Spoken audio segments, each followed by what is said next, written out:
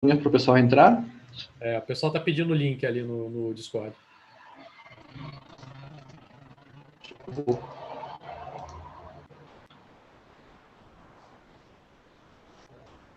Agora que eu vi.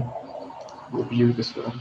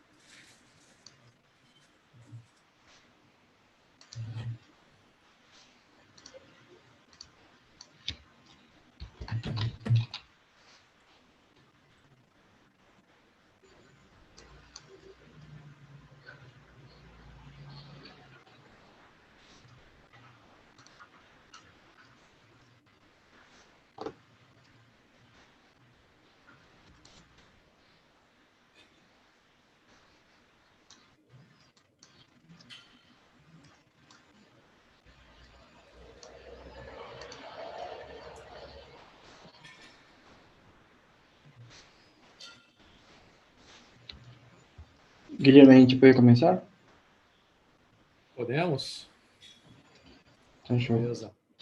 Pessoal, bom dia. E continuando aqui com a programação do EMAC, a gente vai dar início às aulas ao vivo de Python para Data Science, né? Já teve algumas aulas gravadas, que estão disponíveis no canal do EMAC, no YouTube, mas vamos continuar com as aulas ao vivo.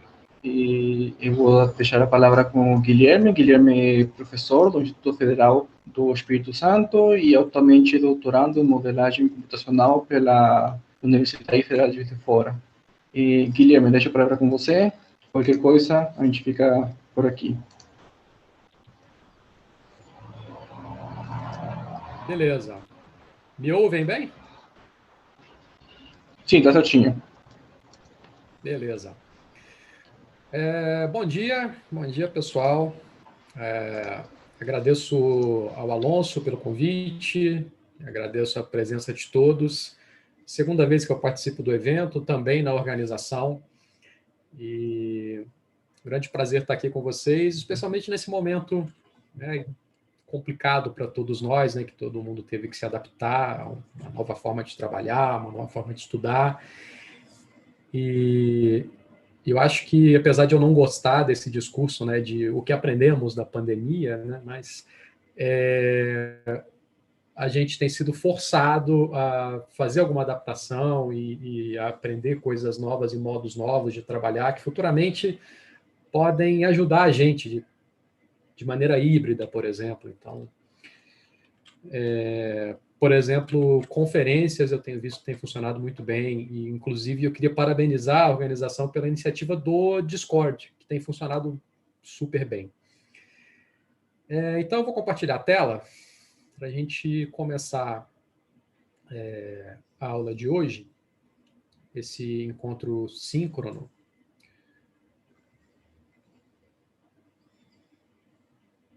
Beleza, acho que está dando para ver agora.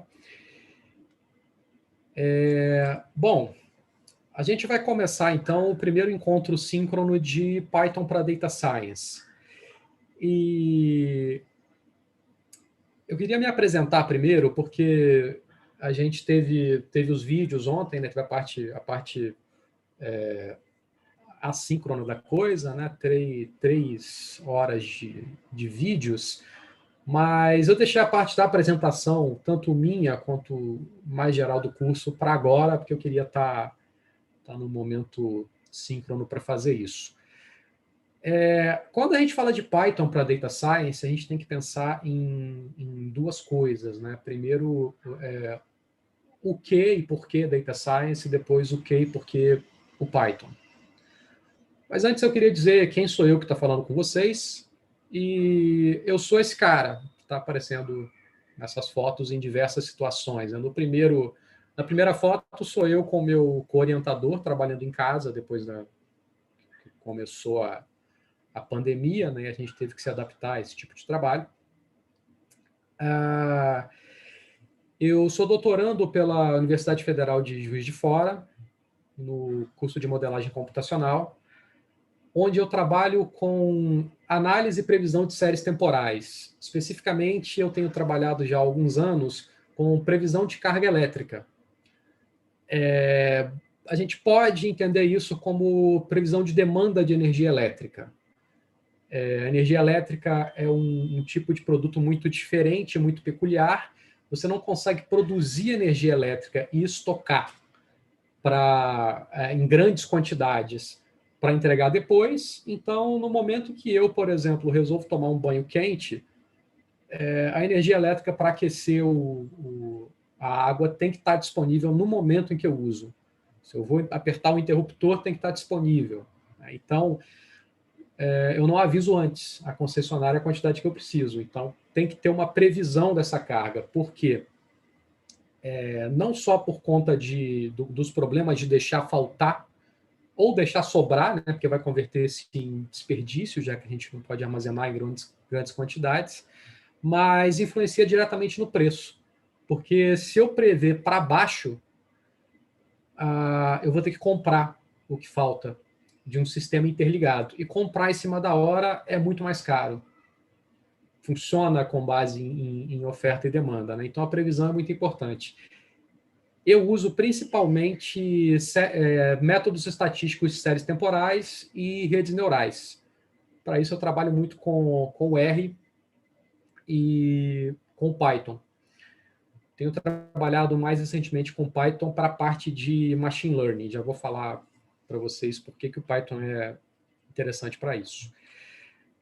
Paralelamente à minha pesquisa, eu tenho participado de um projeto de extensão, essas duas fotos aqui da direita, que é o desenvolvimento de um aplicativo para formulação de bovinos de leite. A gente teve essa ideia, né, a equipe da UFJF, no evento, num hackathon da cadeia de suprimentos do leite que aconteceu na Embrapa há 2 anos. A gente formou a equipe, teve a ideia foi para frente, a gente transformou num projeto de extensão, e a ideia seria a gente apresentar tudo que a gente já tinha para os pequenos e médios produtores da região. Infelizmente, a pandemia impossibilitou a gente de fazer visitas, né, pessoalmente. A gente readaptou o nosso trabalho, conseguimos desenvolver um aplicativo para celular com base em Java, e a gente recentemente ficou em 6º lugar no Desafio de Startups, uma competição internacional, com mais ou menos 90 startups inscritas, e na semana passada ganhamos um prêmio na mostra de extensão da UFJF. Esse é outro trabalho do qual eu tenho participado. E, como disse o Alonso, eu sou também professor do Instituto Federal do Espírito Santo, onde eu trabalho principalmente com as componentes da área de estatística e da área de machine learning. Mas tem me interessado muito uma pesquisa que eu tenho conduzido dentro de um grupo, esse grupo aqui do lado esquerdo, que é o EMEP, Educação Matemática, Ensino de Matemática na Educação Profissional, em que eu conduzo à frente de educação estatística. Então, eu tenho trabalhado principalmente com o ensino médio na popularização da estatística, né, tentando fazer as pessoas entenderem desde o ensino médio qual a importância da estatística e da análise de dados para entender os fenômenos da vida da gente mesmo, né? Aqui do lado direito, essa foto foi quando a gente apresentou um trabalho num evento. Isso vem de um trabalho que eu desenvolvo sempre com os alunos do ensino médio, que é uma pesquisa, um survey, né, que eles fazem desde a composição da amostra até a análise dos dados, passando pela coleta dos dados. E o tema sempre é proposto e defendido por eles. Então, é uma coisa que tem funcionado legal. Bem, Se vocês precisarem de entrar em contato comigo agora, durante o curso ou depois, vocês podem me chamar pelo e-mail, guilherme.neto@ifes, já tem algumas pessoas que entraram em contato. Para um contato muito mais rápido, né, me manda uma DM aqui no Instagram, que é a rede social onde eu estou mais presente. Mas beleza, então esse sou eu que estou falando com vocês. Guilherme, deixa eu te atrapalhar um segundinho. Talvez tu queira colocar a apresentação. Talvez tu queira colocar a apresentação em tela cheia para não aparecer uma mensagem no Discord. Ah, claro, claro. Vamos lá. Obrigado, Alonso. Ok. Beleza. Então, vamos agora ao conteúdo do curso mesmo, né? Primeiro, por que Data Science? Né, que hoje a gente chama muito de Data Science, a gente troca muitos termos que existem em português por equivalentes em inglês, né? Mas às vezes sem necessidade, né? Mas ciência de dados, por que hoje ciência de dados? Por que todo mundo quer isso, todo mundo quer trabalhar com isso, e, enfim. Eu elencaria principalmente 2 motivos. Primeiro, tem dado pra caramba em todas as áreas. A gente tem uma produção de dados a todo instante como a gente nunca teve, especialmente pela popularização de redes sociais e do uso do smartphone. Então, o tempo todo tem dados disponíveis de todas as áreas possíveis. E segundo, a evolução da tecnologia. Hoje a gente consegue guardar muito mais dados, né? Não é só produzir, porque não adianta produzir não ter onde guardar. A gente consegue guardar uma quantidade de dados absurda em dispositivos que você pode ter em casa. Então, dá para você fazer isso e, além disso, dá para você analisar esse volume muito grande de dados com tecnologias relativamente baratas. Você consegue, num computador pessoal, instalar um Python ou um R, analisar grandes massas de dados sem que isso te tome muito tempo e sem que seja muito difícil, né? Você tem coisas muito alto nível hoje. Você consegue, em uma linha, programar uma rede neural. Isso pode ser também um problema, já vamos falar nisso, mas essencialmente está todo mundo se interessando por ciência de dados, principalmente por causa disso, né? A gente tem os dados e a gente tem como trabalhar em cima deles. E isso para todas as áreas possíveis, desde a biotecnologia até várias áreas das ciências humanas. E, bem, esse infográfico aqui eu acho que resume muito bem a coisa, muito bem o que tem dentro da ciência de dados, que é o que a Berkeley chama de o ciclo de vida da ciência de dados. Eu taxei isso aqui, cortei isso aqui de propósito, porque particularmente eu acho um nome esquisito. Porque quando você fala de ciclo de vida, você pressupõe que tem uma coisa que é tipo, vai de um ponto e vai até outro, e você já vem com a ideia de que pode ser que venha uma morte depois, né? Mas não enxergo muito assim, né? Eu enxergo com coisas que funcionam concomitantemente. Então, a gente teria 5 blocos aqui da ciência de dados. Primeiro, a captura, que a gente fala de obter os nossos dados. Esses dados podem vir de um survey, por exemplo. Você pode aplicar um questionário pessoalmente ou um questionário online. Pode vir também de medições feitas em laboratório. E essas medições podem ser feitas por pessoas ou feitas automaticamente com máquinas. Você pode colocar, por exemplo, um medidor de um smart meter em casa para ficar medindo o teu consumo de energia, minuto a minuto, hora em hora, e isso vai sendo gravado. Agora, você capturou, você tem que manter esses dados, né? Então, você tem várias áreas também que trabalham com isso.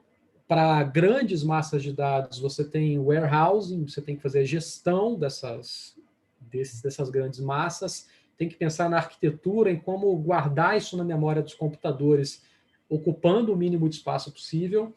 E uma coisa da qual a gente já falou, né, nos vídeos, né, que é a limpeza dos dados. Isso aqui é extremamente importante e quem já trabalha com ciência de dados sabe que isso dá um trabalhaço.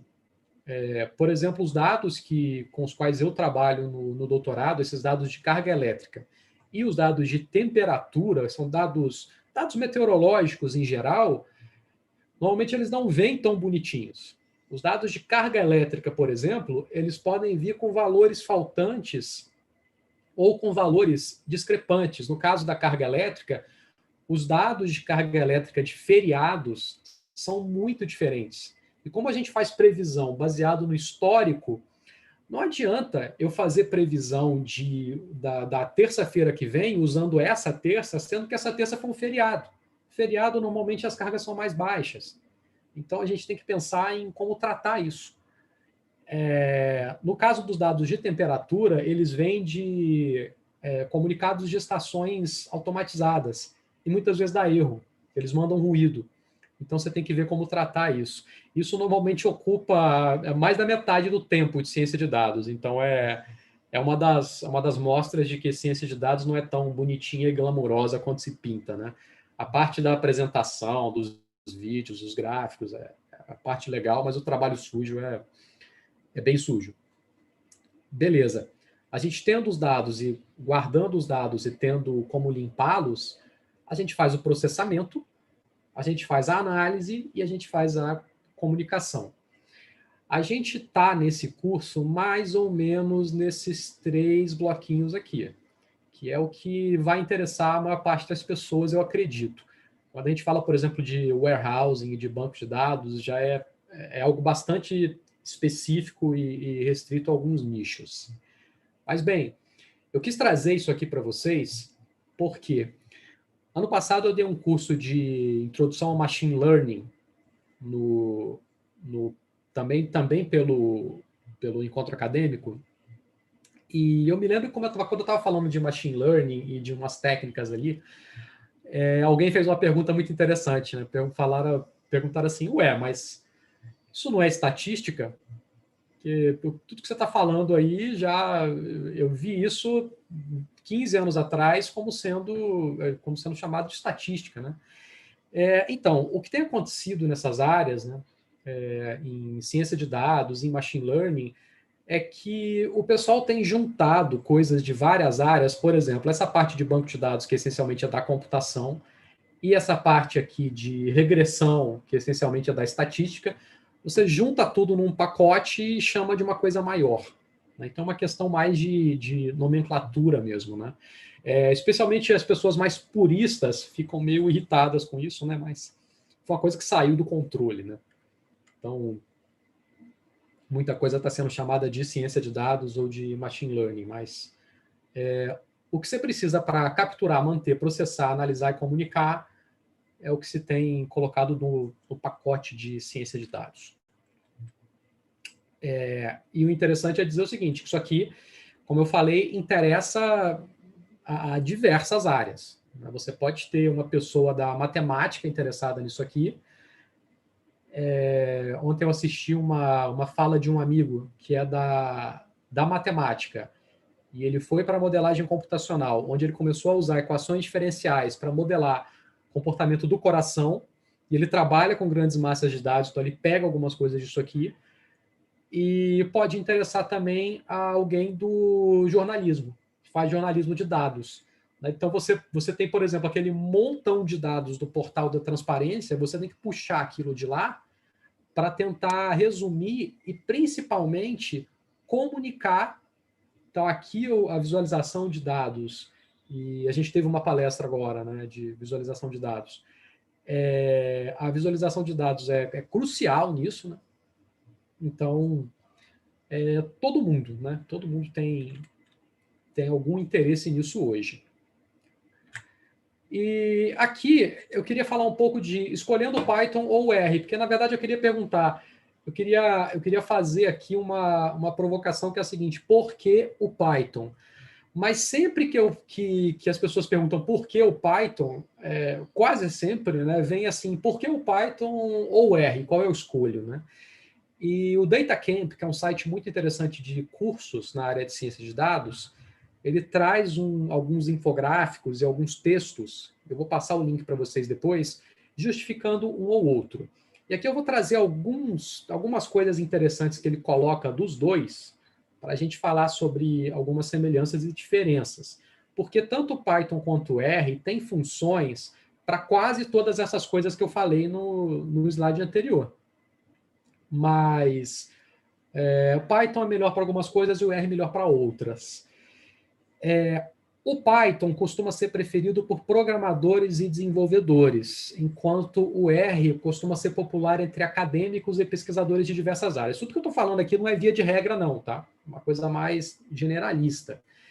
Mas por que disso? No R, praticamente qualquer coisa que você escrever, de qualquer jeito que você escrever o código, ele vai funcionar. Ele dificilmente reclama com você. O Python, ele já tem algumas peculiaridades ali, algumas exigências maiores em relação a você escrever um código mais enxuto e seguindo algumas regras de indentação, por exemplo. Se você der um espaço fora do lugar, ele pode reclamar.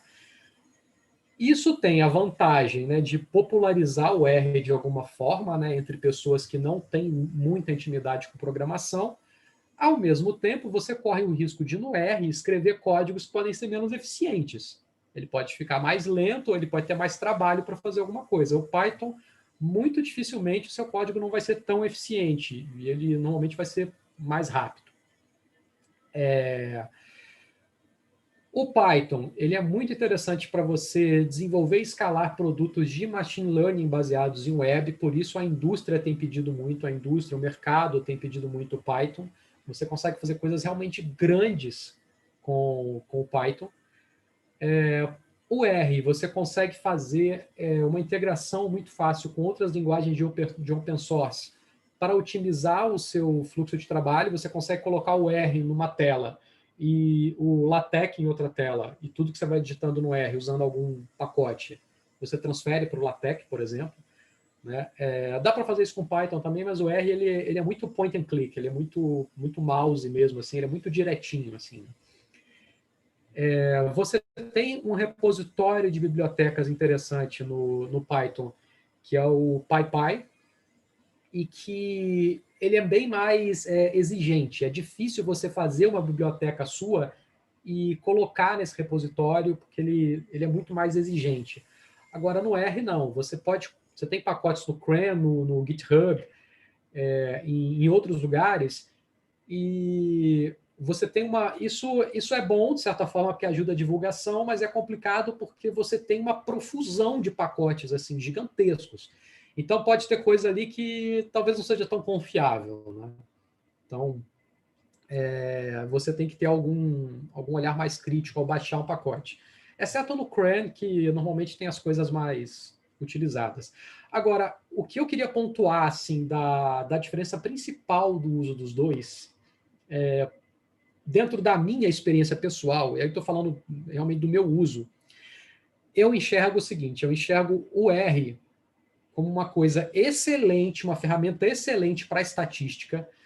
Você vai falar de estatística mesmo, ferramentas essencialmente estatística, regressão, testes de hipóteses, amostragem, planejamento de experimentos. Como o R ele é desenvolvido principalmente por estatísticos, essas ferramentas estão lá, praticamente tudo que você tem na literatura de estatística clássica, perfeito, e desenvolvido de uma maneira que a pessoa que está habituada à estatística vai entender de uma maneira muito simples. A parte de visualização de dados e apresentação também é muito boa nesse sentido no R. Agora, o Python é muito versátil. Você também encontra algumas coisas de estatística, né, no Python, talvez um pouco menos que no R.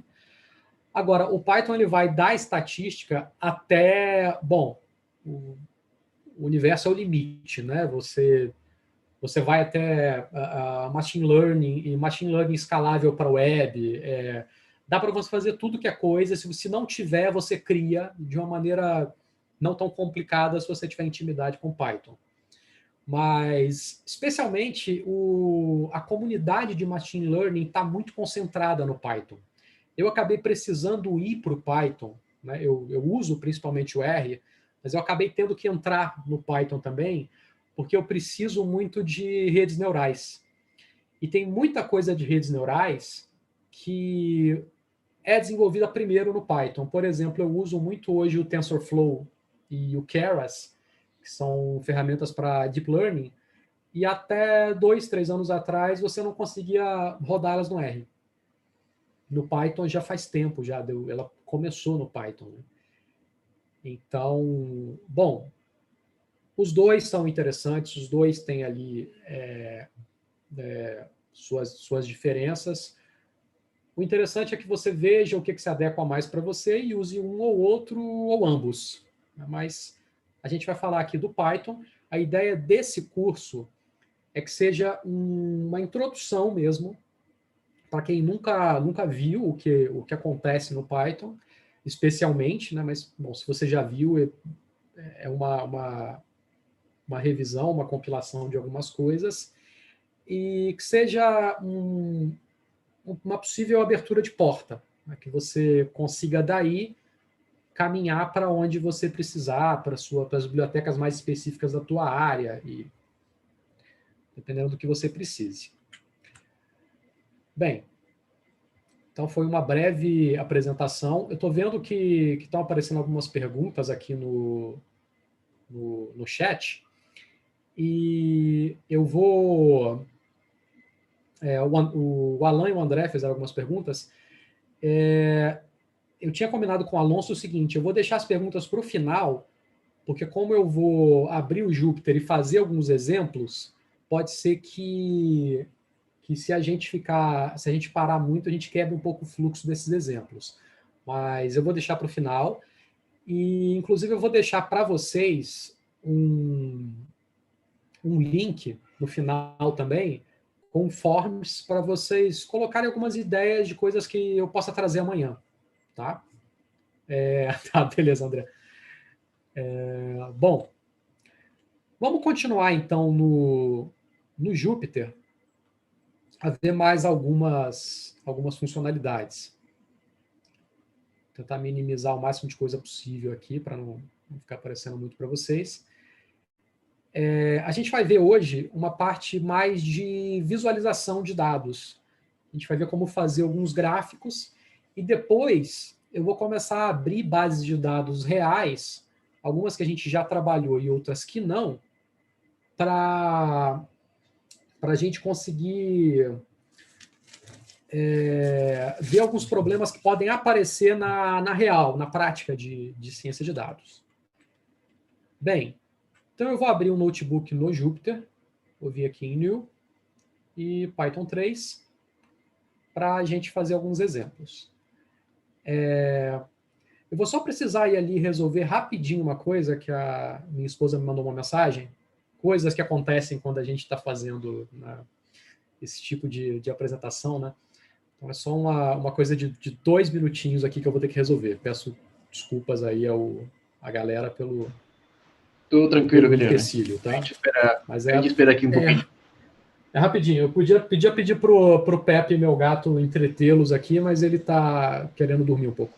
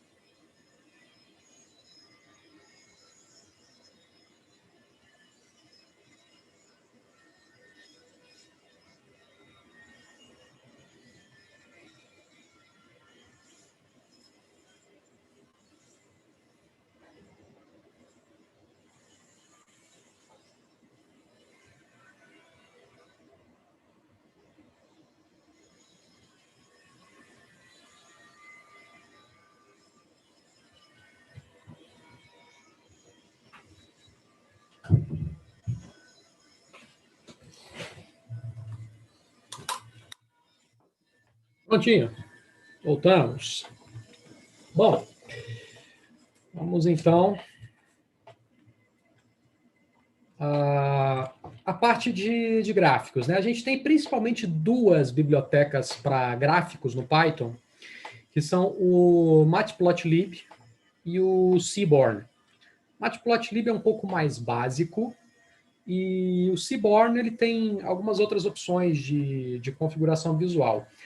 Eu vou mostrar um pouco dos dois, mas a parte de visualização de dados, ela é um mundo inteiro. Assim. A gente tem desde aspectos do design gráfico mesmo, né, de como apresentar aquilo para a pessoa entender, né, até como a gente põe isso no Python.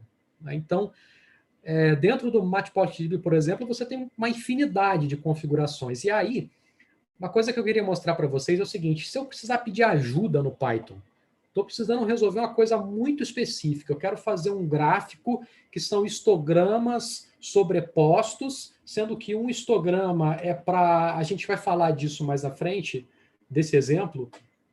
Um histograma para alturas de homens e alturas de mulheres. Eu queria colocar eles no mesmo gráfico sobrepostos. Né? Como é que eu faço isso? Vou mostrar para vocês duas possibilidades de você buscar ajuda quando você estiver usando Python. Uma é o seguinte: as documentações das bibliotecas do Python são muito boas. Diferente, por exemplo, do R, em que elas não são tão boas assim, a gente tem uns PDFs com os documentos meio feiosos ali. As documentações são boas, muito completas e muito cheias de exemplo. E aí você procura pelo nome da biblioteca que você está usando, por exemplo, o Matplotlib, olha só. Você vem aqui, ó, ele te dá um site todo bonitinho, cheio dos exemplos, cheio de tutoriais e com a documentação própria mesmo, e você consegue ver o que cada função faz e quais são as possibilidades de configurações daqueles gráficos, por exemplo. E outra opção é você buscar na comunidade mesmo. E aí eu vou mandar para vocês, já fiz aqui um arquivinho, uma lista de fóruns, comunidades, onde vocês podem procurar ajuda. Quando a gente está trabalhando com Python e com R, uma coisa muito engraçada que é o seguinte: você pode ter o problema mais específico do mundo. Se você joga nessas comunidades, muito provavelmente alguém já teve esse mesmo problema ou muito parecido e te ajuda a resolver. Se for um problema inédito, o pessoal sempre é muito solícito, né? Então pode ser uma boa. Beleza, sem mais falatórios, vamos começar a fazer as coisas. Bem, vamos ver primeiro alguns gráficos básicos. Vou colocar aqui, então, gráficos e abrir uma célula. Como eu falei, a gente vai usar o Matplotlib e o Seaborn. Eu vou fazer primeiro, nesse primeiro exemplo, o uso do Matplotlib e vamos usar o NumPy também para fazer algumas coisas. Então, vamos lá. Import Matplotlib. Só que dentro dele, quase tudo que a gente vai usar está dentro de um submódulo, que é o pyplot. Então, a gente vai importar o pyplot. Tenho formas diferentes de fazer isso, e uma delas é a seguinte: eu vou importar o Matplotlib, só que dentro dele, eu vou botar ponto, o pyplot. E eu vou dar um apelido para ele também. A gente já viu lá nos vídeos, né, que a gente pode dar apelidos para usar a biblioteca, tudo para economizar letras, né? Eu tenho o pyplot escrito com 5 letras, mas eu preciso economizar mais. E aí eu boto PLT. Não vou chamar isso de preguiça, não. Vou chamar de dinâmica, economia, enfim. E eu vou importar o NumPy também. Import NumPy as NP. Porque o pyplot ele vai receber arrays do NumPy.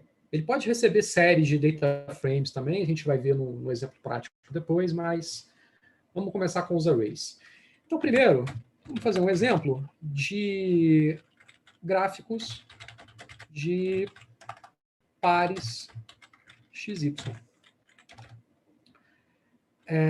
Eu vou fazer, então, um array x, np.array, para fazer um array, dentro coloco uma lista, e eu vou colocar 2 pontos em x aqui, 0 e 30, e vou fazer um y, que também é um array, 0 e 300. Isso aqui, então, é um par, é um conjunto de pares ordenados 0, 0 e 30, 300. Posso fazer uma reta a partir disso. Como que eu faço? Bastante simples. Vou usar o PLT, que é o cara que eu chamei aqui, né? Esse PLT, ponto, plot. E vou passar para ele x e y. Bastante simples. Agora, tem um comando aqui, que é o plt.show, que vai mostrar o gráfico para você. É melhor colocar esse comando, apesar de se você fizer sem ele, ele até funciona, mas ele vai funcionar te mostrando um objeto, vai dizer para você uma mensagem, isso aqui é um objeto do tipo gráfico. Eu quero só o gráfico, quero direto. Então vamos lá, vou rodar isso e ele me dá o meu gráfico. Bastante simples, com poucas linhas eu consigo fazer um gráfico com os 2 pontos, o ponto que está aqui e o ponto que está aqui. Por padrão, se eu não fizer nada, ele traça uma reta entre os 2 pontos. Bem, tem um outro comando, se você precisar automatizar alguma coisa, você precisar escrever uma coisa, um código que vai abrir um gráfico, e aí logo depois, lá na frente, ele vai fechar o gráfico por algum motivo, tem um comando também para fechar o gráfico, que é o plt.close. Eu vou comentar essa galera aqui só para vocês verem que ele fecha tudo. E a gente viu lá nos vídeos que para fazer um comentário, jogo da velha. Mas se eu quiser comentar tudo, né, que foi uma coisa que eu não usei lá nos vídeos, né, por algum motivo de, sei lá, masoquismo, quis apertar um monte de jogo da velha. Seleciona o que você quer comentar, vou comentar isso aqui tudo que eu já usei, e no teclado de Windows você pressiona Ctrl e ponto e vírgula. Eu acredito que isso deva funcionar também no Linux, mas isso depende muito da configuração do teclado. Eu sei que no Mac é Ctrl mais, Command mais, né? Não tem Ctrl. Então é Ctrl ponto e vírgula, ele comenta a galera toda para mim, sem eu precisar ficar botando o jogo da velha. Vou usar só esse comando close, então, para vocês verem. Fechou o gráfico. Bem, outra opção, já que eu falei que por padrão ele traça uma reta, né? Vou copiar isso aqui, vou fazer esse gráfico de novo. Vou descomentar. O Ctrl ponto e vírgula ele também descomenta. E em vez de fazer a reta, eu vou fazer pontos. Isso é muito simples também. Eu vou, depois do meu XY, colocar um argumento que vai me dizer o formato do ponto que eu quero. Isso é uma string, tá? Então, vou colocar aqui aspas, vou ter aspas simples, e vou botar um O. O O é o símbolo que ele usa para ring, para fazer um pontinho, né? Então, ele me mostra só os pontinhos. Ele não liga. Tem outros formatos de ponto que eu posso usar. Tem uma lista toda, se você for no help, você vai ver na documentação. Por exemplo, eu vou colocar aqui um asterisco, ele já me mostra em formato de estrela. Outras várias opções aí, dependendo do que você quiser usar. Dá para a gente fazer também arrays maiores, né? Coisas muito maiores aqui. Por exemplo, vou colocar aqui mais dados.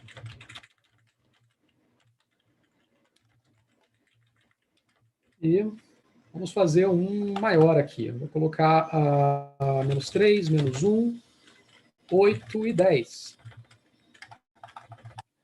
E 7, 12, 0, 5. Vou mandar ele fazer o gráfico. Vou fazer só a linha mesmo. E ele traça a reta entre os pontos, né? Tem um ponto aqui, outro aqui, outro aqui, outro aqui. Traçou a reta. Então não tem problema, dá para fazer também um monte de pontos. Se eu omitir o Y, isso é muito comum em gráficos de séries temporais, vou omitir aqui, vou só fazer o plot, omitir o X, desculpa. Vou fazer só o Y. Olha só. Ele vai pegar para mim o X padrão. Então, para cada ponto, para cada Y que eu dei, ele pegou 0, 1, 2, 3, e assim vai. E assim ele vai pegando.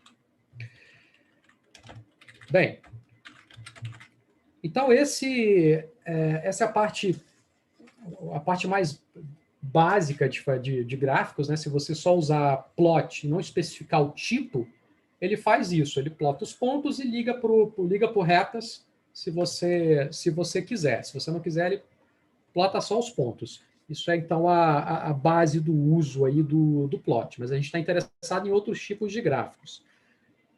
Não vou me estender a todos os tipos de customização possíveis, porque tem um monte, como eu já falei, mas eu vou mostrar só algumas coisas bem básicas aqui.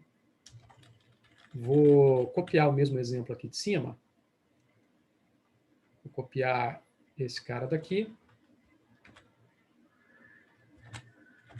E daí,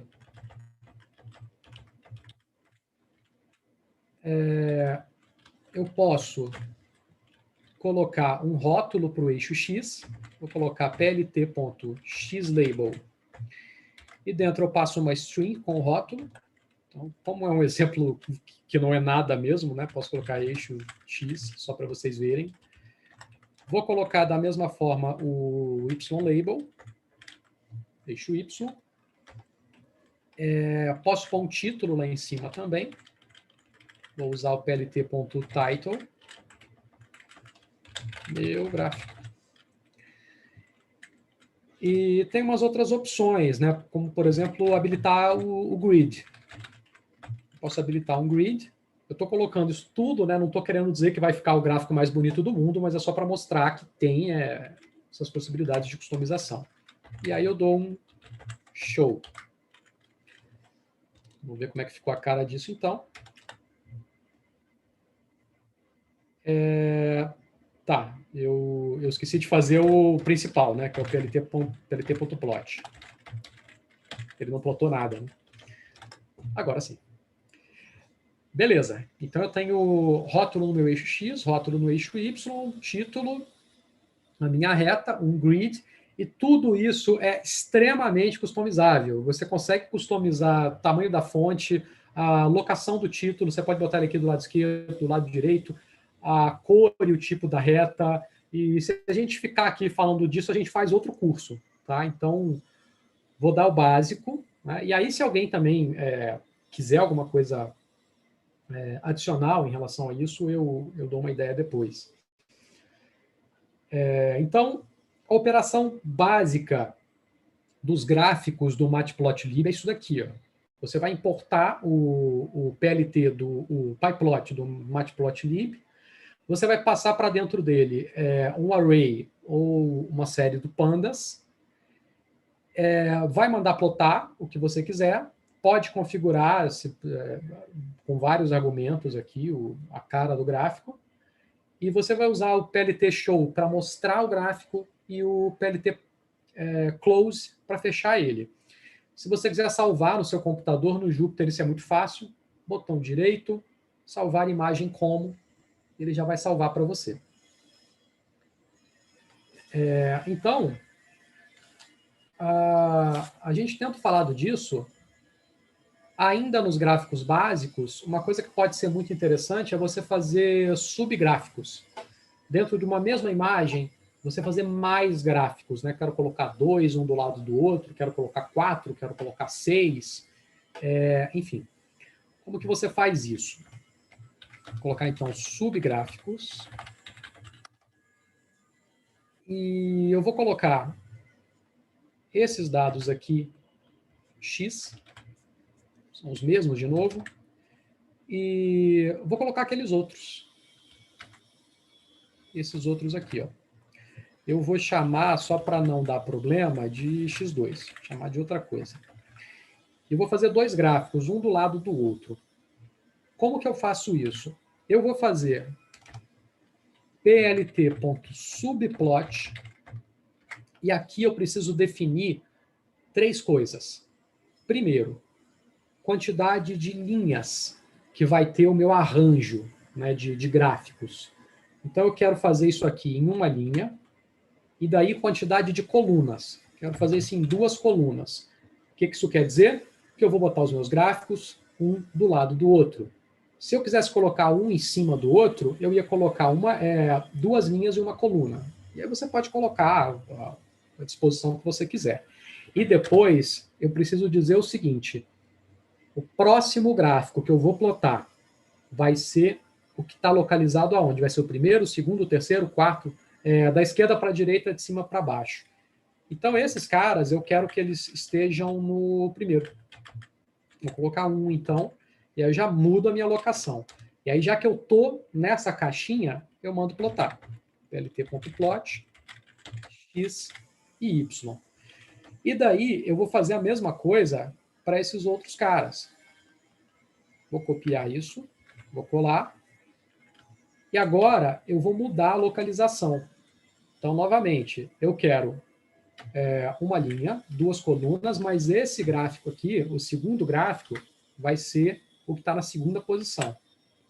E aí eu vou plotar 2 e 2. Se eu quiser colocar mais informações, mais configurações, mudar rótulo do eixo X, do eixo Y e tal, eu vou mostrar um exemplo logo adiante, mas vamos ver como é que é a cara disso. Olha só, ele mostra para mim embaixo, mas eu rodei aqui o que estava em cima, né? Vou comentar ele, para não dar confusão.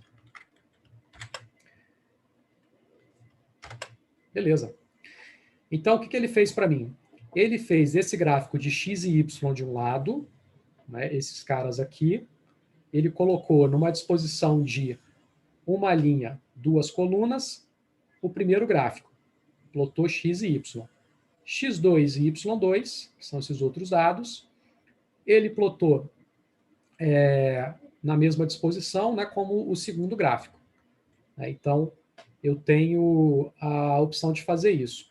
Eu tenho um código maior aqui, que eu não vou digitar todos, senão vou gastar muito tempo, mas vou mostrar para vocês, para a gente fazer mais.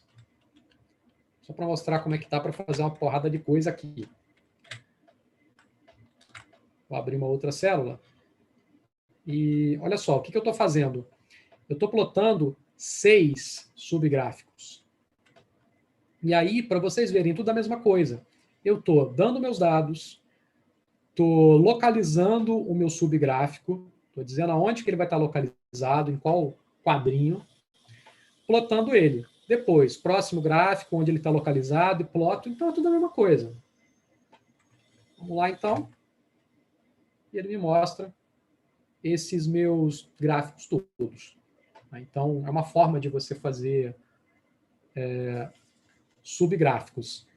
E para você fazer a customização de cada um, a customização do título do gráfico, do título dos eixos, né, com aqueles métodos que eu mostrei ali em cima, você faz isso antes de dar o plot aqui, tá?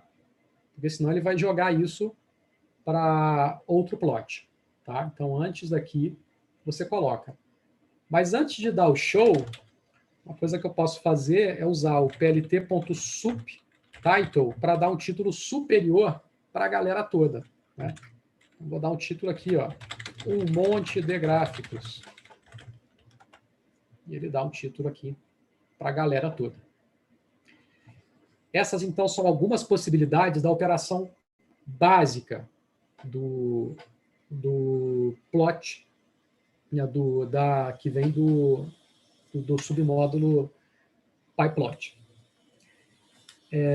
Eu vou mostrar para vocês agora alguns tipos de gráfico que são muito comuns em ciência de dados.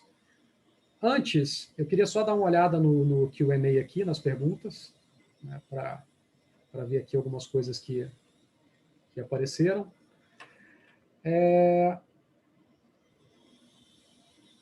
Vamos lá.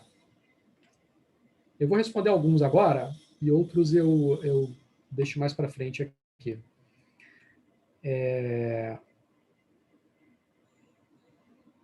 Bem, uma aqui... Essas aqui são a respeito de outros temas, né? Eu respondo depois. Sobre o que o Felipe perguntou, dá para inserir legendas também? Dá para inserir. Você tem o plt.legend, e eu vou mostrar ele num exemplo mais adiante, em que a gente vai trabalhar com duas classes de dados, e aí a gente põe a legenda. Porque como eu estou trabalhando aqui com um dado só, né, uma série só de dados, né, eu não preciso de legenda para ela. Né? A legenda pode vir ou no meu texto, ou no título do gráfico, enfim, eu não precisava de uma legenda nesse caso. Agora, quando eu tenho duas séries diferentes, por exemplo, quando são duas categorias, né, por exemplo, dois grupos de pessoas, né, grupo A e grupo B, aí sim, você precisa de legenda. Né? Nesse caso, não, dá para deixar o gráfico enxuto. Mas eu vou mostrar assim. O André, comente quando dá o erro do tipo module not found. Né? Você não está achando o matplotlib. Pode ser duas coisas. Né? Ou que me ocorrem aqui, né? Pode ser outras também, né? Mas inicialmente me ocorre que pode ter algum erro de digitação na hora de ter importado o matplotlib, ou pode ser que o matplotlib não esteja instalado no teu computador. Se você instalou o Anaconda para o Windows, por exemplo, ele já vem com o matplotlib. E se você está no Linux, aí você tem que instalar o matplotlib antes de usá-lo. Então, tem que ver se essa biblioteca está aí no teu computador. Mais aqui a respeito dos gráficos, né? Do Leonardo. Tudo que você está fazendo está utilizando uma ferramenta, o Matplotlib ou o NumPy? Os dois. Estou usando os dois. Estou usando o Matplotlib para fazer os gráficos e o NumPy para fazer os arrays, né, para gerar esses arrays que eu vou passar para dentro da função de gráfico. Bom dia, Ronaldo. Valeu. E mais algumas aqui. Tem algumas aqui que eu vou responder depois que fogem um pouco da parte dos gráficos. E sobre a parte aqui a dúvida do Pedro, né, de plotar um gráfico em cima do outro, só antes, uma das formas de você fazer isso é antes do show você fazer o plot. Então eu posso fazer aqui esse plt.plot antes depois do show, na verdade. Você dá o show primeiro e plota depois. Eu vou separar um exemplo disso, porque se eu fizer agora vai ficar com meio estranho assim na escala. Eu vou anotar aqui para separar um exemplo que fica mais bonito para trazer amanhã para você. Boa ideia aqui. Vou anotar aqui.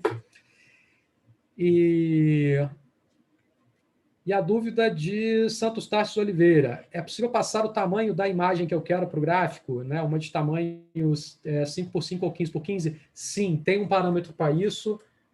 Eu vou mostrar junto com esse exemplo da superposição.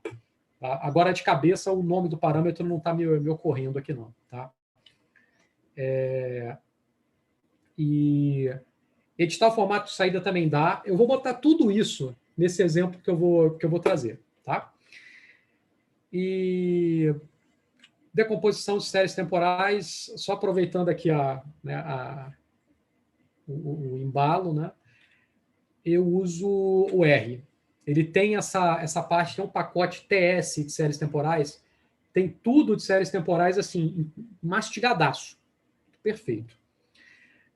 Vou dar segmento, porque tem mais um montão de exemplos para dar. Mas eu vou responder tudo aqui, tá? Só vou deixar mais para frente. Vamos lá, então. Vou fazer, então, alguns gráficos que são mais clássicos ali da análise exploratória, né, e da ciência de dados em geral. Vamos, então, ao gráfico de barras. Vamos lá. Gráfico de barras. Muito comum, muito utilizado e visualmente muito mais agradável que outros tipos de gráficos, por exemplo, aqueles gráficos de pizza, né? Gráfico de setores, que é um gráfico que 99% das vezes em que você vê ele está mal usado. É um gráfico que tem uma série de complicações, né? E tem literatura ampla sobre os problemas desse tipo de gráfico. Mas vamos lá. Vou fazer, então, um array. Claro, vou fazer as importações primeiro. Import matplotlib.pyplot.splt e o numpy snp. Vou fazer, então, o array. O gráfico de barras ele serve para quê? Para você reportar frequências de categorias. Então, se você tem pessoas que estão divididas em categorias A, B e C, por exemplo, A, B, C e D, enfim, e as frequências dessas pessoas observadas nos seus dados, aí você consegue usar um gráfico de barras. Então, vou fazer A, B, C e D, 4 grupos de pessoas, e vou fazer um array com que seriam as frequências dessas pessoas. Lá na minha base de dados real que eu importei para o Pandas, eu posso usar aquela função que eu mostrei para vocês, que é o value counts. Vai fazer a tabela de frequência, a partir dela você faz o gráfico. Eu vou fazer possivelmente ainda hoje. 3, 8, 1 e 10. E daí eu faço plt.bar x e y. Bastante simples. Ele vai me dar as frequências de cada um, né? As frequências de A, de B, de C e de D, dentro do meu conjunto de dados. Tá vendo que eu não usei o plt.show? É o que eu te falei, às vezes ele vai mostrar aqui a definição do objeto, né? E vou dar o show aqui para vocês verem, ele tira isso. As barras poderiam ser horizontais também, tá? Para eu fazer as barras horizontais, é só eu fazer o bar. Vou copiar aqui e comentar. Barras horizontais. Bar H. Ele me mostra deitadinho.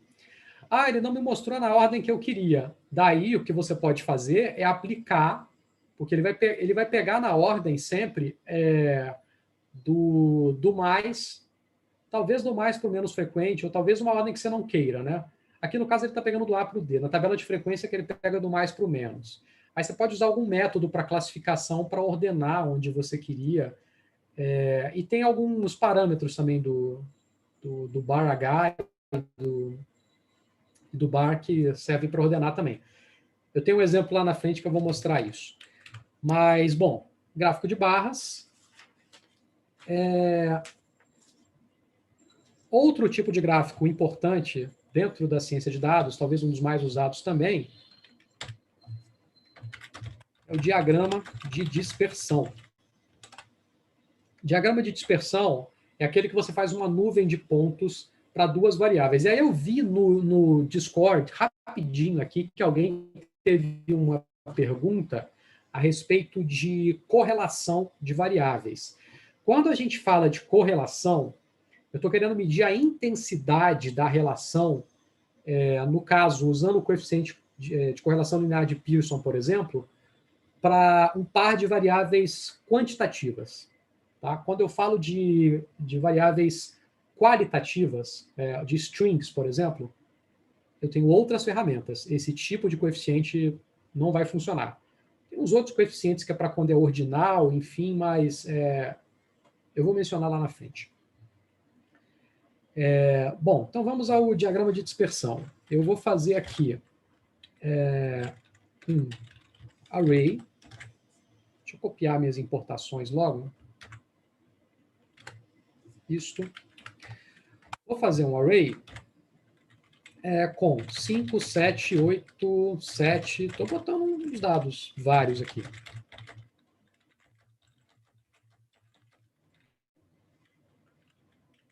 Coloquei alguns dados diversos.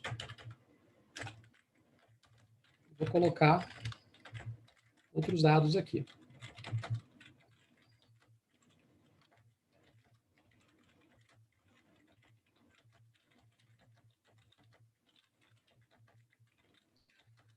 Alguém perguntou aí também se a aula vai ficar disponível no YouTube. Acho que o Alonso pode falar isso melhor que eu, mas eu acho que sim. Acho que vai ficar tudo disponível no YouTube. Beleza. Lá no exemplo original, no exemplo que eu peguei, lá eu não me lembro se foi de um livro. Já vou falar de livros aqui para vocês. Mas eu me lembro que, nesse exemplo, essas variáveis aqui, x, elas eram os meses de vida de um carro, né? Quantos meses o carro está sendo rodado, né? Não de vida, né? Mas de rodagem, né? Meses de rodagem.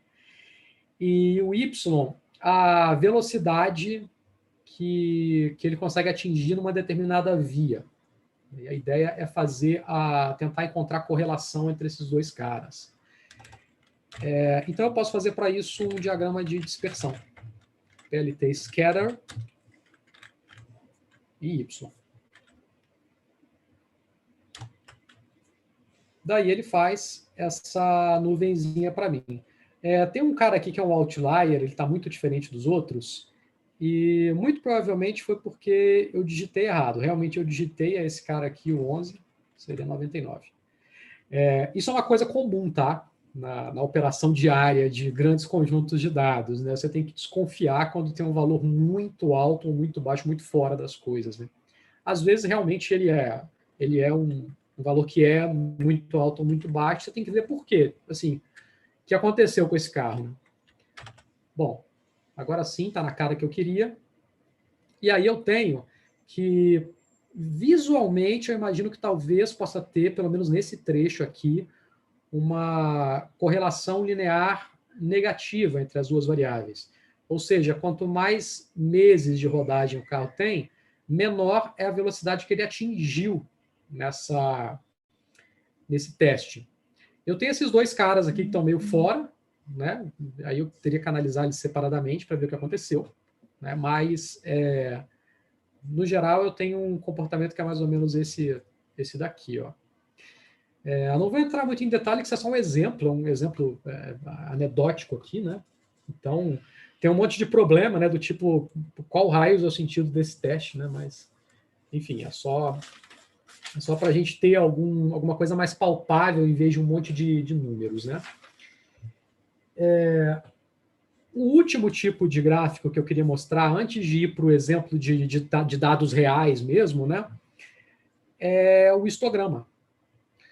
O histograma é muito similar ao gráfico de barras, mas ele serve para variáveis contínuas ou para variáveis em que eu tenho intervalos, aquelas tabelas de frequência que eu tenho intervalos, do tipo assim, a pessoa de 10 a 15 anos, de 16 a 20. Por quê? Eu tenho tantas categorias possíveis, por exemplo, para variável idade, que se eu fizer uma tabela de frequência normal, né, para gerar um gráfico de barras, eu vou ter uma porrada de barras, né, e talvez não ajude a gente a ajudar, né? Então eu preciso plotar, desculpa. Então eu preciso separar aquilo em intervalos. Também é uma coisa que eu vou mostrar como faz. Mas vamos fazer um histograma aqui só para mostrar a função aqui do cara. Apareceram mais uns Q&A aqui. Antes de ir para os dados reais, eu dou uma olhada. Vamos lá, então. Histograma. Estou colando aqui as importações. E, para isso, eu vou usar uma coisa que eu mostrei lá em um dos vídeos. Eu vou gerar números aleatórios de uma distribuição normal.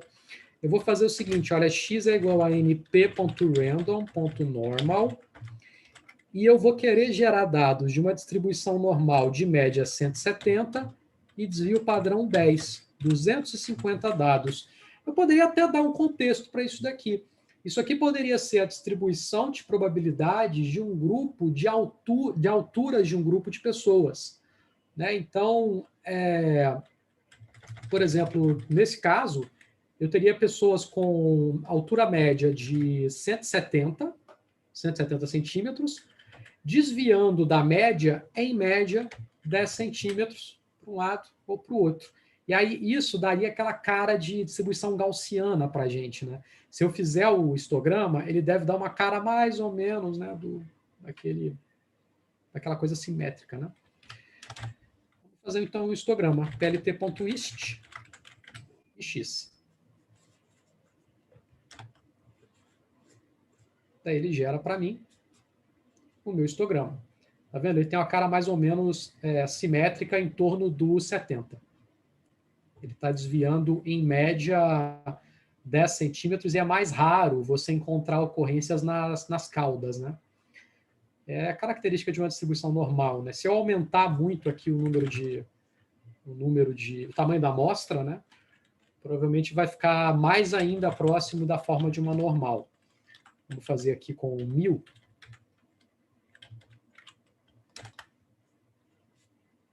Tá vendo? Já ficou mais bonitinho, né? Já ficou com mais cara de distribuição normal. Então, esses aqui são alguns gráficos muito comuns. E agora eu vou abrir aquele conjunto de dados do questionário socioeconômico, que foi aquele que eu abordei nos vídeos, para a gente ver como fazer isso dentro de um data frame do Pandas. E a gente vai ver um problema que aparece na exploração real de dados, né? Que é o problema que eu já comentei lá atrás, que é, se eu estou medindo correlação entre altura e pesos de pessoas, pode ser que ele me dê uma informação, igual ele deu lá naquele exemplo do vídeo, que a correlação era de 0,7, que parece uma correlação forte, né? Quanto mais alta a pessoa, mais pesada ela é. Só que aí a gente viu que tem indícios de que tem diferenças entre pessoas do sexo masculino e feminino, então tem que separar os dois, né? Vamos fazer isso tudo já. Então, beleza. Eu vou abrir um outro notebook aqui e vou dar uma olhada antes nos Q&As. Alan, é possível plotar boxplot? Vamos fazer em 3 minutos. Ou um pouco mais. Beleza. Vamos lá, então. Vou abrir um outro para a gente trabalhar aqui com dados reais, né? Então, dados reais. Caramba. Beleza. Só pegar o meu roteiro aqui para eu não esquecer de nada. E beleza. Eu vou importar aqui algumas coisas. Eu vou importar aquela função de mudar o diretório. E algumas pessoas podem perguntar também o seguinte: pô, eu tenho que mudar o diretório toda hora? Não dá para eu selecionar aqui o meu diretório padrão no Jupyter para sempre começar dele? Até dá para fazer isso, mas você vai ter que usar prompt de comando e algumas coisinhas ali de configuração do prompt. Não vou entrar nisso aqui não, mas para quem quiser eu mando a colinha de como fazer. Eu vou importar o Pandas e o Matplotlib e o NumPy. Pandas SPD, Matplotlib, NumPy, e vou importar também o Seaborn, que é aquele outro módulo de gráficos. Import Seaborn as SNS, é o pedido que normalmente se dá a ele. Então, primeiro eu vou mudar o diretório, chdir, e já vou colar aquela pasta no meu computador onde estão os dados. E vou ler os dados para dentro de um data frame chamado data, vou ler o do Excel, que ele é mais simples, né? Já está prontinho. XLS. E aí vou mandar ele me mostrar o head, que é o cabeçalho.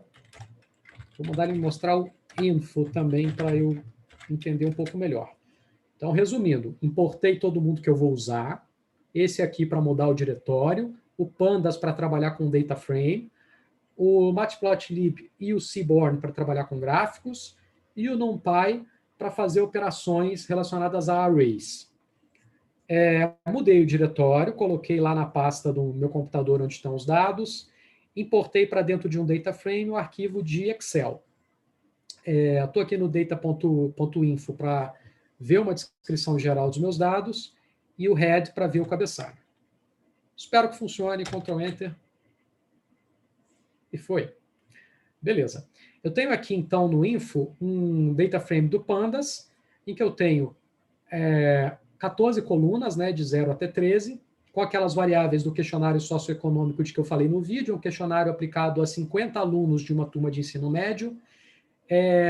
Todos os valores aqui são não nulos, e tenho inteiros, floats e os objects aqui, que são strings.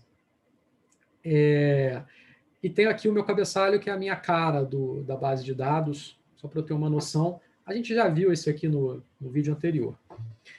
Beleza. Então, o que eu vou fazer é aplicar coisas que eu falei, né, na parte dos gráficos aqui a esse data frame. Eu vou fazer para uma variável categórica e para uma variável numérica. Primeiro, para a variável categórica. Sexo. Deixa eu comentar essa galera porque eu já usei. E vamos fazer então. Como eu mostrei para vocês, tem várias formas de você localizar nos índices ali de um data frame. Teve até uma pergunta ali no Q&A sobre isso, que teve uma diferença entre o lock e o iLock. Que um inclui o segundo índice e o outro não. Né? Se poderia explorar isso. Já vou comentar sobre, tá? Porque talvez eu me estenda um pouco sobre, tá? Mas vou lembrar disso.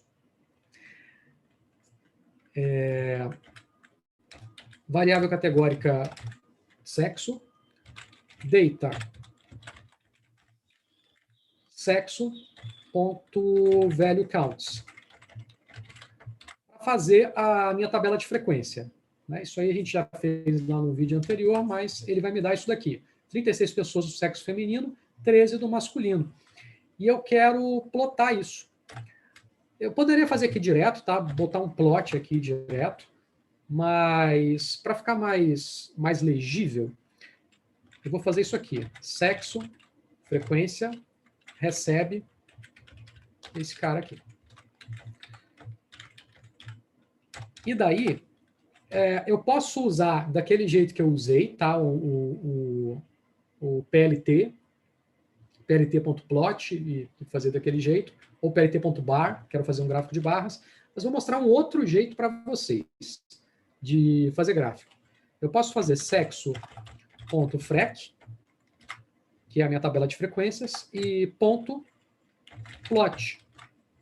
Então, eu estou fazendo um gráfico a partir desse cara. E aí eu vou botar kind, que é o tipo de gráfico, bar. E aqui eu posso usar outros argumentos, tipo título, né? Vou botar title aqui, por exemplo, frequências para os sexos. E aí eu vou botar um plt.show para mostrar isso.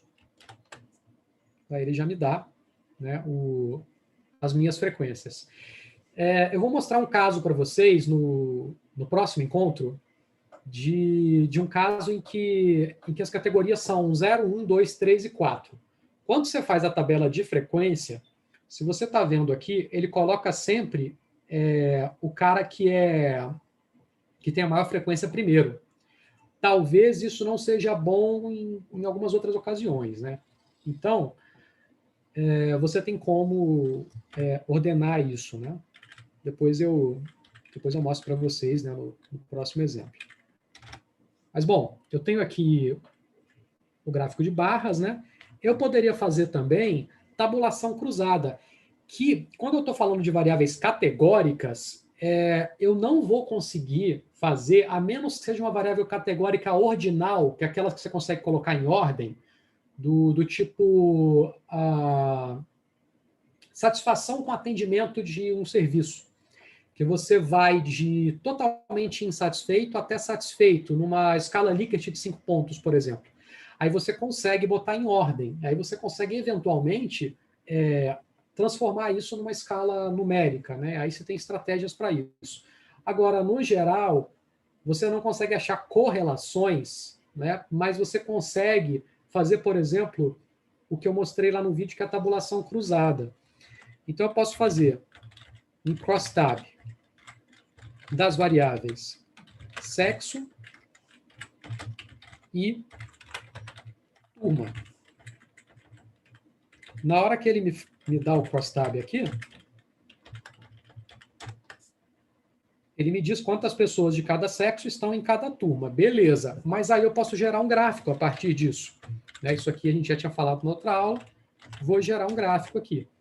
Vou fazer crosstab sexo turma e vou fazer crosstab sexo turma ponto plot kind bar. Só que dessa vez eu vou fazer um gráfico de barras empilhadas. E vocês vão ver por que isso é interessante. Vou fazer stacked igual a true.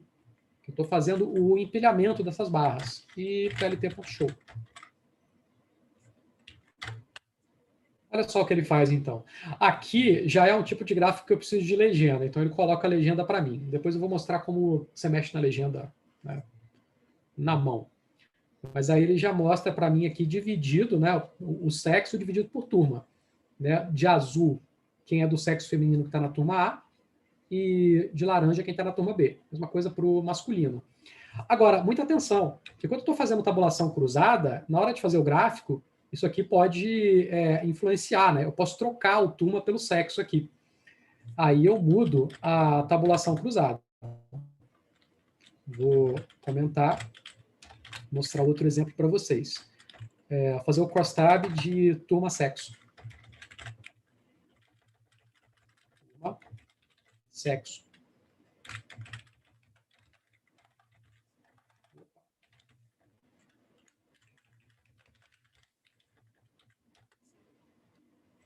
Tá vendo? Ele mudou agora. Ele colocou como barras a turma e dentro da turma a divisão dos sexos.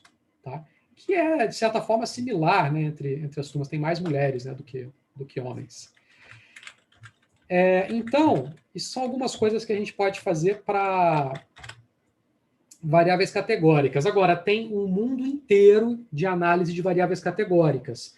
Para quem tem interesse em analisar correspondências, né, que seria o equivalente às correlações, né, entre variáveis categóricas, procura um negócio que se chama análise de correspondências.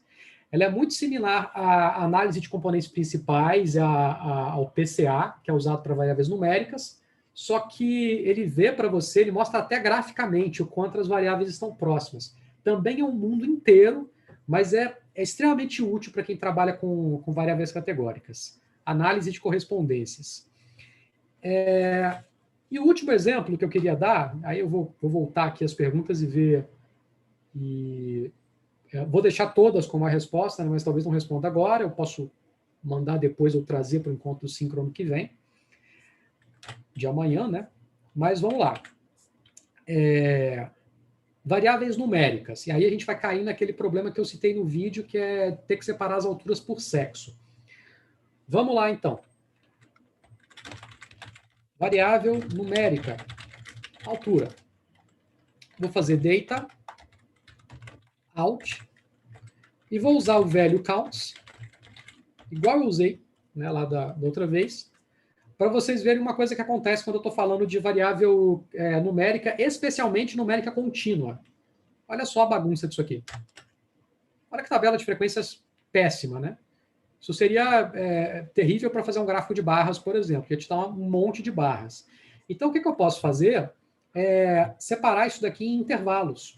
Eu coloco aqui bins, como argumento, igual, e o número de intervalos que eu quero. Sei lá, 5 intervalos. Para fazer uma tabela de frequências, um número de intervalos menor, até uns 5, assim, é mais interessante, fica visualmente mais atrativo. Já para o histograma, você pode quebrar em mais, tá? Mas vamos ver aqui. Tá vendo? Ele dá agora a frequência por intervalos. Então, é aberto para o lado de cá e fechado para o lado de cá. Dá para configurar isso com alguns parâmetros também, mas aí ele dá 161 até 169, 153 até 161. Ele sempre dá intervalos equidistantes, tá? Ele está separando de mais ou menos equidistantes, né? Tem umas coisas que não estão dando para quebrar direitinho, não. Mas ele tenta no possível. E aí a gente pode fazer um histograma desse cara. Posso fazer... eu não vou armazenar no objeto, não, tá? Vou fazer aqui direto para vocês verem que é possível. .plot kind igual a ist para histograma. Ele me mostra essa galera no histograma. Aqui eu separei, né, botei os bins aqui, não vou colocar. Agora sim. Ele fez um histograma estranho aqui. Vou fazer... se bem que o histograma ele não parte da tabela de frequência, né? Ele parte aqui do... Desculpa, fiz besteira. Agora sim. Ele parte direto, não é da tabela de frequência. Então, a tabela de frequência é uma coisa, o plot do histograma é outro, né? Então, estou fazendo o plot direto aqui. Daí ele faz o histograma para mim. Parece, né, aproximadamente normal. E vamos fazer agora o diagrama de dispersão, que é onde deu o problema, né? Lá na hora de falar de correlação. Olha só, eu vou fazer usando o Seaborn, que é para usar um artifício aqui para vocês. O Seaborn, em vez de eu usar o plt.plot, eu vou usar o sns.scatterplot, que é o diagrama de dispersão. Vou fazer o diagrama de dispersão de quem?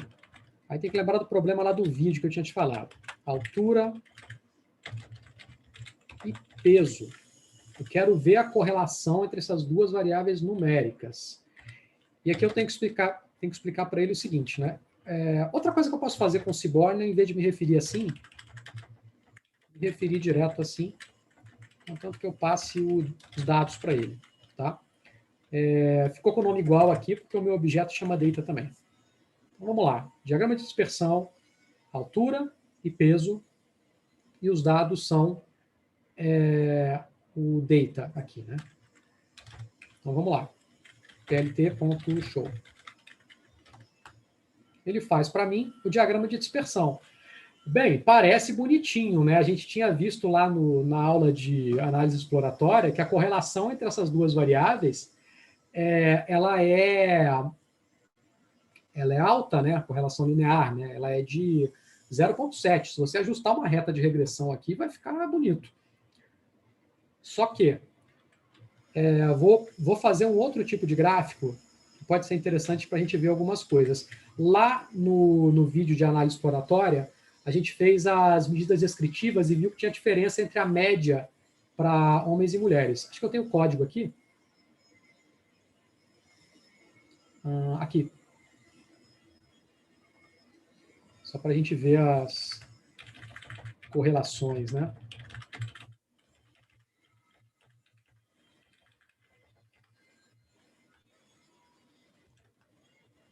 A gente vê que as correlações aqui, elas são bem diferentes. Aqui, para homem, elas são bem menores, né? Bom, mas vamos ao que importa aqui, né? Eu vou fazer um boxplot.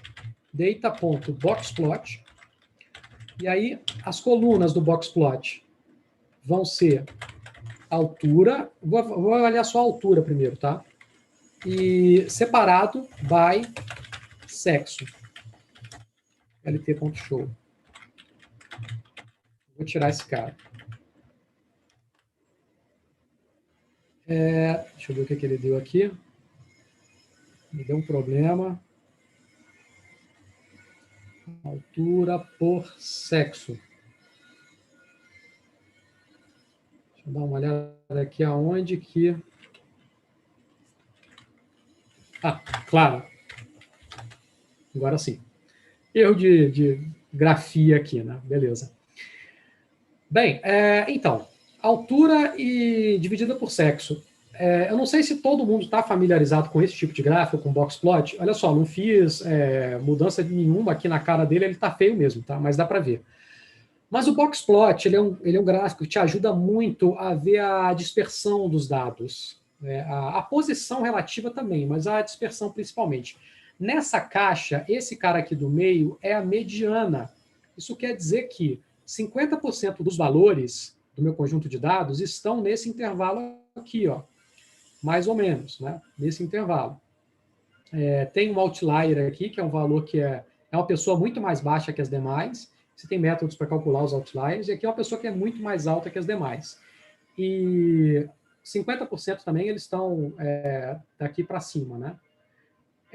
As beiradas das caixas aqui, né, os lados das caixas, lados aqui de baixo, né, da caixa, baixo e de cima, eles são o primeiro e o terceiro quartil, né, 25% e 75%. Agora, olha só o que acontece no sexo masculino. A caixa está muito mais em cima. Isso quer dizer que a locação da distribuição para as pessoas do sexo masculino é muito diferente, né? Os homens são bem mais altos, então você tratar essas coisas como uma só não me parece o ideal. Então, o ideal seria você separar e analisar os homens e analisar as mulheres separadamente. Isso acontece muitas vezes aí para vários conjuntos de dados. E aí, um último artifício que eu queria mostrar para isso seria você enxergar isso no diagrama de dispersão. Vou voltar ao diagrama de dispersão que eu fiz, o scatterplot aqui do SNS, e vou colocar o seguinte: hue. O que é hue? É a matiz de cores. Então, eu quero diferenciar as cores dos meus pontos. Mas por quem eu quero diferenciar? Por sexo. Olha só o que vai acontecer. Ele põe para mim as pessoas do sexo masculino de uma cor e feminino de outra. Olha só, eles estão em localizações completas, as distribuições são completamente diferentes, né? As mulheres são concentradas para o lado de cá e os homens para o lado de cá. Se você tratar esse bolo como uma coisa só, pode ser que você tenha problemas, né? Pode ser que você faça uma análise que não vai ser muito interessante. Então, você tem que tratar separadamente a altura para um e a altura para outro. Isso é o tipo de coisa que aparece na prática da ciência de dados. E é por isso que eu falei lá em um dos vídeos que é muito importante a gente não ser apertador de botão, né? Porque se eu jogasse isso aqui, altura e peso, para achar correlação no conjunto de dados, e não me atentar para isso, o Python vai me dar os resultados todos. E pode ser que eles sejam maravilhosos e atendam muito bem aquilo que eu gostaria, né? Mas a gente tem que ter um entendimento melhor dos nossos conjuntos de dados e um entendimento melhor das ferramentas que a gente está usando, né? Então, diagrama de dispersão, não dá para você colocar dentro do diagrama de dispersão distribuições muito parecidas, a menos que você queira fazer isso aqui, né? Muito diferentes. A menos que você queira fazer isso aqui, colorir para identificar, justamente para mostrar que é diferente, né? Mas cuidado com isso. E aí você tem outras ferramentas para te ajudar, como o boxplot, as medidas descritivas, enfim. E encerrando aqui, porque a gente está estourando o horário, e aí o que vocês tiverem de dúvida, né, eu vou dar uma olhada aqui e trazer amanhã, né, tudo que ficou para trás. Vou ver se eu consigo responder alguma coisa agora, mas o que ficou para trás eu prometo trazer até a aula de amanhã, as dúvidas e sugestões. Mas eu queria mostrar aqui para vocês, eu vou interromper aqui o compartilhamento da tela, para voltar para a minha câmera, alguns livros nos quais eu baseei esse material, esse curso, né? Um deles é um dos livros mais interessantes de estatística básica, porque a estatística básica é o fundamento da ciência de dados. Se você não tiver uma noção de estatística básica, pode ter certeza que em algum momento você vai usar seus dados numa ferramenta que não é adequada para eles, o Python ou o R vai cuspir um resultado e você pode fazer um efeito dominó, né? Você começar a usar isso para outra coisa, para outra coisa e para outra coisa, e depois de meses você descobre, porra, meus dados não eram adequados para aquilo, né? Não era aplicável, fiz besteira, né? Então, a estatística é fundamental, e esse livro aqui, ó, Noções de Probabilidade Estatística, da editora da USP, já tem anos e anos e anos que eu carrego esse livro aqui no bolso. Ele é muito importante, ele tem o feijão com arroz da estatística, sem muito aprofundamento em matemática. Para quem quiser aprofundamento em matemática, tem outros livros muito, muito bons, tá? Porque a matemática por trás da probabilidade da inferência é cabeludíssima, né? E é muito importante, mas, de modo geral, mais específico para algumas pessoas que queiram isso, mas esse aqui é muito bom. Para a parte do Python, esse livro aqui é muito interessante. Eu não costumo gostar de ter livros que ensinam linguagem de programação ou que ensinam programa de computador, porque eles ficam datados muito rápido, né? Mas esse aqui, ó, é o Python para análise de dados, e tem a versão em inglês dele disponível também. Foi escrito pelo Wes McKinney, que foi o cara que inventou o Pandas, o cara que começou o Pandas, né? E, pô, obrigado pela dica, Patrick, né? Todo ano tem promoção na Feira de Livros da USP com promoção dos livros de probabilidade. Cara, esse livro é best-seller, ele é fantástico, ele é maravilhoso. E esses mesmos autores têm um de variáveis aleatórias também, que aí é a parte punk da matemática mesmo. Muito bom também. Mas esse livro aqui, ele pega, por exemplo, o NumPy e destrincha tudo que é possível de pegar subgrupos dos data frames. Ele destrincha assim de uma maneira incrível. NumPy não, desculpa, o Pandas. Mas ele destrincha o NumPy também. Então, para a estrutura de dados, esse livro é fantástico. E por último, eu não baseei esse curso nisso, mas eu baseio a minha conduta nesse livro. Uma das melhores coisas que eu li ultimamente, esse livro aqui, ó, talvez alguns conheçam. É o Weapons of Math Destruction.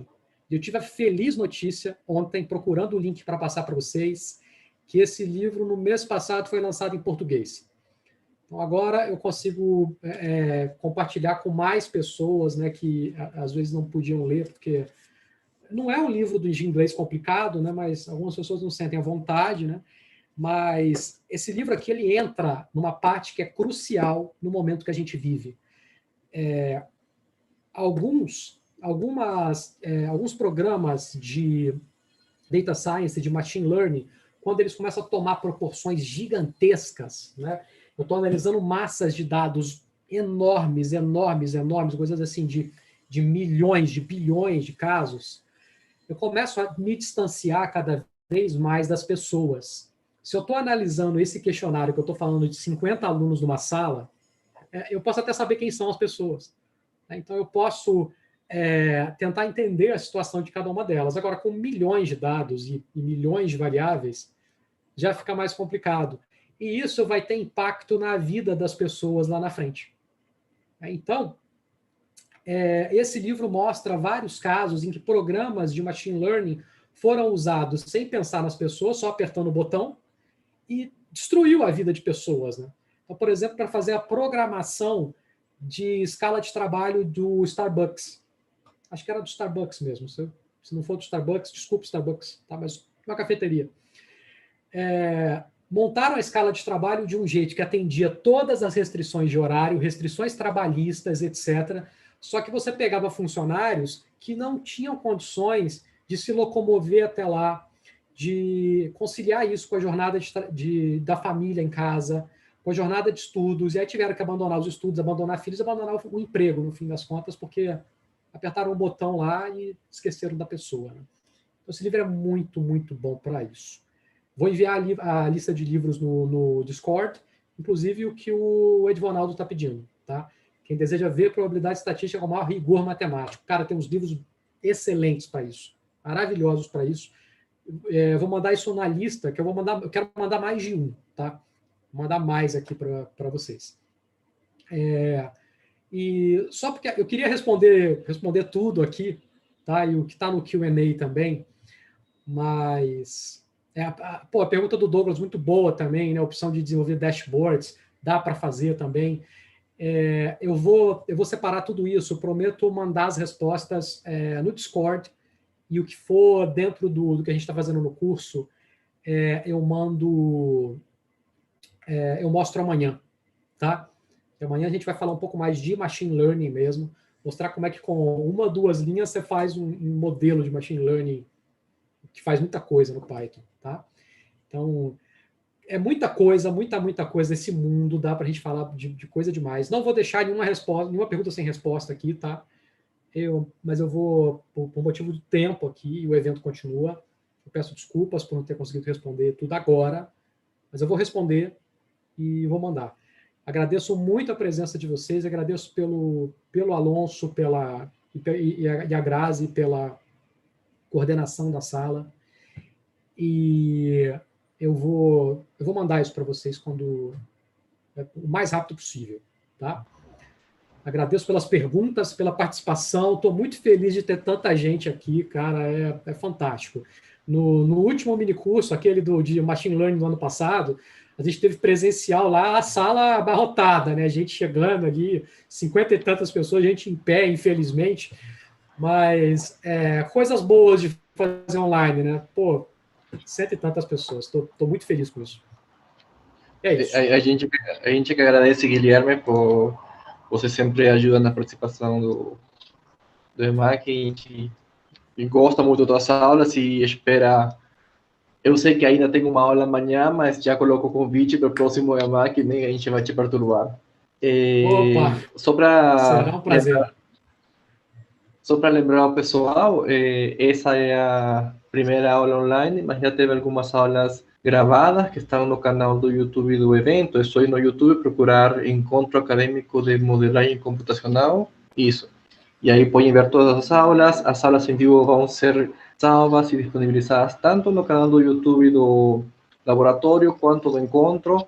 E todas as perguntas o Guilherme a gente já salvou, vamos tentar responder no Discord, também aqui na próxima aula, talvez se dê um pouco de tempo. E é isso, pessoal. Qualquer pergunta, qualquer dúvida, tem o canal do Discord, tem mais uma aula amanhã. Eu convido para o pessoal continuar aqui no evento, que temos uma sessão técnica 1h30. Isso, 1h30, tem mais aulas, e amanhã a gente volta. Bom? Valeu, pessoal. Guilherme, até amanhã, então. Obrigado, Alonso. Valeu.